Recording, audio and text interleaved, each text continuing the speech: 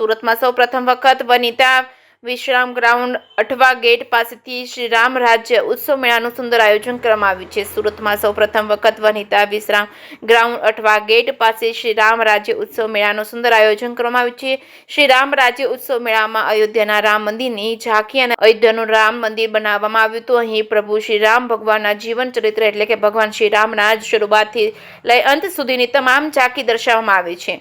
છોકરાઓને એવું બતાવવાનો પ્રયત્ન કર્યો હતો કે અત્યારની જનરેશનને આધ્યાત્મિક અને પ્રભુ વિશે કોઈ જાણકારી હોતી નથી.